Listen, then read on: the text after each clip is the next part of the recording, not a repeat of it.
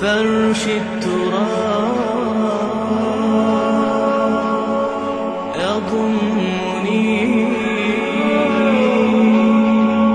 وهو غطاء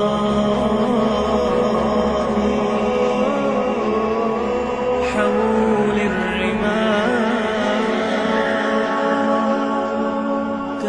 إن الحمد لله والصلاة والسلام على رسول الله أما بعد।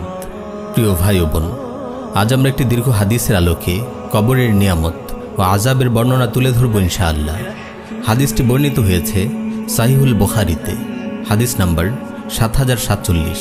বর্ণনা করেছেন সাইয়্যিদুনা সামুরা বিন জুনদুব রাদিয়াল্লাহু আনহু। রাসূল সাল্লাল্লাহু আলাইহি ওয়াসাল্লাম প্রায়ই তার সাহাবীদের জিজ্ঞেস করতেন, হাল রাআ আহাদুম মিনকুম মিন রুইয়া, তোমাদের কেউ কি কোনো স্বপ্ন দেখেছ? সাহাবীদের কেউ স্বপ্ন দেখলে তাকে বলতেন। তিনি একদিন সকালে আমাদের লক্ষ্য করে বললেন, গত রাতে দুজন আগন্তুক এসে আমাকে ঘুম থেকে ওঠায়। তারা আমাকে বলে, চলুন। আমি তাদের সঙ্গে হাঁটতে শুরু করি। চলতে চলতে এক জায়গায় এসে আমরা দেখি এক লোক শুয়ে আছে, আরেক লোক তার পাশে পাথর নিয়ে দাঁড়িয়ে আছে। পাথরটি সে সজোরে শুয়ে থাকা লোকটির মাথায় ছুঁড়ে মারছে। প্রচণ্ড আঘাতে তার মাথা গুড়িয়ে যাচ্ছে, আর পাথরটিও ছিটকে দূরে গিয়ে পড়ছে। লোকটি গিয়ে পাথরটি তুলে নিয়ে আসছে।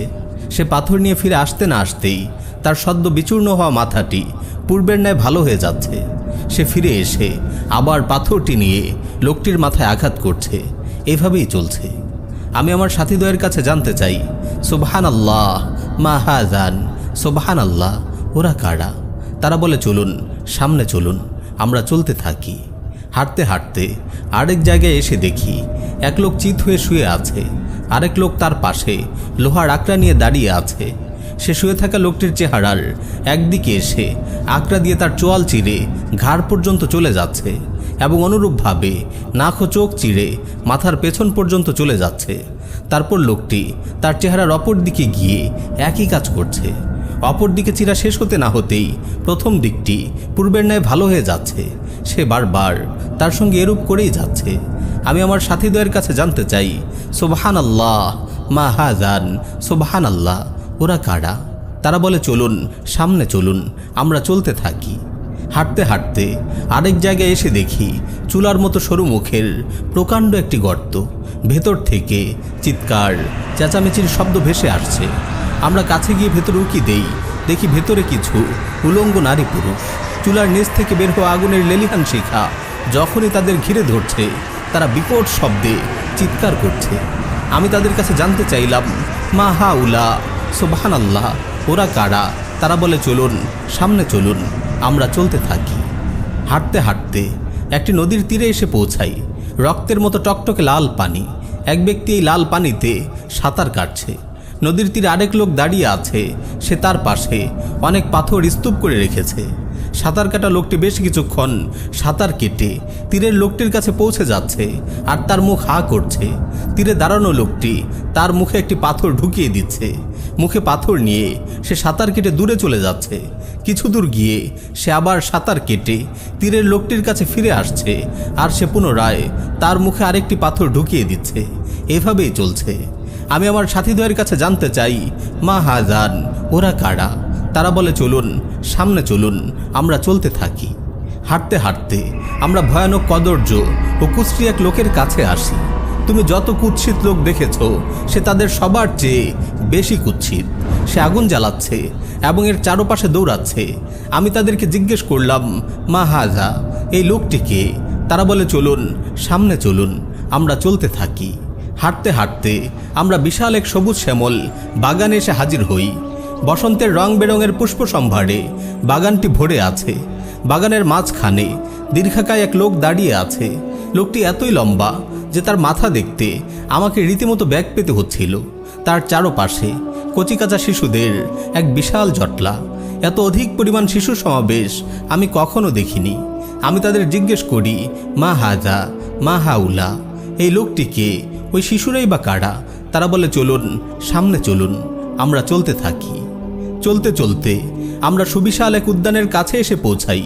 এত বিশাল, এত সুশোভিত কোনো উদ্যান ইতিপূর্বে আমি কখনো দেখিনি। তারা আমাকে বলে, এই উদ্যানে আরোহণ করুন। উদ্যানটিতে আরোহণ করলে আমাদের চোখে পড়ে অত্যাশ্চর্য এক শহর, যার এক একটি ইট ছিল সোনা ও রূপার। চলতে চলতে আমরা শহরের ফটকে গিয়ে পৌঁছাই এবং দরজা খুলতে বলি। দরজা খোলা হলে আমি শহরটিতে প্রবেশ করি। সেখানে এমন কিছু লোকের সঙ্গে আমাদের দেখা হয় যাদের শরীরের অর্ধেক তো খুবই সুন্দর ও দৃষ্টিনন্দন, কিন্তু বাকি অর্ধেক এতটাই কুৎসিত বৃষ্টি যে তুমি এমন কুশ্রী পূর্বে কখনো দেখনি। আমার সাথে দুজন তাদেরকে বলে, যাও তোমরা ওই নদীতে নেমে পড়ো। সামনে একটি নদী বইছিল যার পানি ছিল খুবই স্বচ্ছ ও নির্মল। ওরা গিয়ে সেই পানিতে নেমে পড়ে।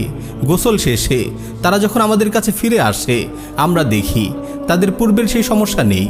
তাদের পুরো শরীরই সুন্দর ও সুশ্রী হয়ে গেছে। আমার সাথে দুজন আমাকে জানায়, এটি হলো জান্নাতুল আদন, এটি আপনার ঘর। আমি উপরের দিকে তাকিয়ে দেখি ধবধবে সাদা মেঘমালার মতো একটি প্রাসাদ। তারা আমাকে বলে, ওটি আপনার বাসভবন। আমি বলি, বারাকাল্লাহু ফীকুমা যারানি ফাআদখুলাহ, আল্লাহ তোমাদের বরকত দিন, আমাকে ছাড়ো, আমার বাসভবনে আমাকে প্রবেশ করতে দাও। তারা বলে, আপনি অবশ্যই এতে প্রবেশ করবেন, তবে এখন নয়। আমি তাদেরকে বলি, ফাইন্নী ক্বাদ রাআইতু মুনযুল লাইলাতি আজাবান ফামা হাযাল্লাযী রাআইতু, আজ রাতে আমি অনেক আশ্চর্য জিনিস দেখেছি, এগুলোর তাৎপর্য কি? তারা বলে, আচ্ছা আমরা আপনাকে খুলে বলছি। ওই যে প্রথম আপনি যে লোকটির মাথা চূর্ণ বিচূর্ণ হতে দেখেছিলেন, সে কোরআনের জ্ঞান শিখত, কিন্তু সে অনুযায়ী আমল করত না। সে ফরজ নামাজ না পড়ে ঘুমিয়ে থাকত। দ্বিতীয় ব্যক্তি, আকড়া দিয়ে যার চোয়াল, চোখ ও নাক ঘাড় পর্যন্ত চেরা হচ্ছিল, সে ছিল মিথ্যুক। সকালে বের হয়ে সে গুজব ছড়াতো আর তা চারদিকে ছড়িয়ে পড়ত। চুলার মতো একটি গর্তে যেসব উলঙ্গ নারী পুরুষ দেখেছিলেন, তারা ব্যভিচার করত। আর যাকে রক্তের নদীতে সাঁতার কাটতে দেখেছেন, যার মুখে পাথর ঢুকিয়ে দেওয়া হচ্ছিল, সে ছিল সুদখোর। আর যে কুশ্রী ব্যক্তি আগুন জ্বালাচ্ছিল এবং তার চারপাশে দৌড়াচ্ছিল, তিনি হলেন জাহান্নামের তত্ত্বাবধায়ক, তার নাম মালিক। পুষ্পিত বাগানের মাঝখানে দীর্ঘাকায় যে লোকটিকে দেখেছিলেন, তিনি হলেন ইব্রাহিম আলাইহিস সালাম। তার চারপাশে জটলা পাকানো কচিকাচারা হলো ওইসব শিশু যারা দুনিয়াতে শৈশবেই ফিতরাত তথা ইসলামের উপর মৃত্যুবরণ করেছিল। আর যেসব লোকদের শরীরে অর্ধেক সুন্দর ও অর্ধেক কদর্য ছিল, তারা নেক আমল ও বদ আমল উভয়টিই করত। আল্লাহ তাআলা তাদের ক্ষমা করে দিয়েছেন। প্রিয় ভাই ও বোন, এই দীর্ঘ ঘটনাটি যেটি আপনারা রাসূল সাল্লাল্লাহু আলাইহি ওয়াসাল্লামের পবিত্র জাবানিতে শুনলেন, সেটি তার সঙ্গে স্বপ্নে ঘটেছিল। আপনারা জানেন, নবীদের স্বপ্ন ওহী হয়ে থাকে, তাই এই ঘটনায় যত কিছু আমরা দেখেছি সবগুলোই সত্য।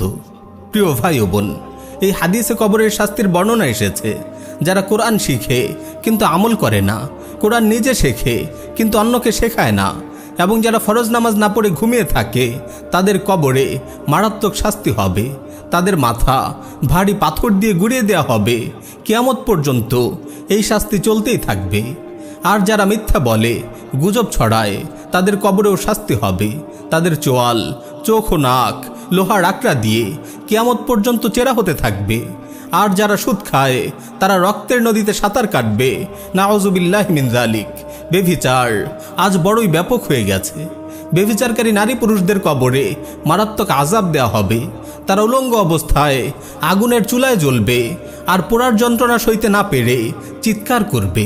আল্লাহ রাব্বুল আলামিন আমাদের এমন সব বদ আমল থেকে হেফাজত করুন, যেগুলোর কারণে কবরের ঘোর আধারে যুগের পর যুগ, শতাব্দীর পর শতাব্দী আমাদের আযাব হতে থাকবে।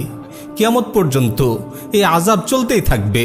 ইয়া আল্লাহ, ইয়া রহমান, আমাদের আপনি রহম করুন, আমাদের এসব গুনাহ ও নাফরমানি থেকে বাঁচিয়ে রাখুন। আমিন ইয়া রাব্বাল আলামিন।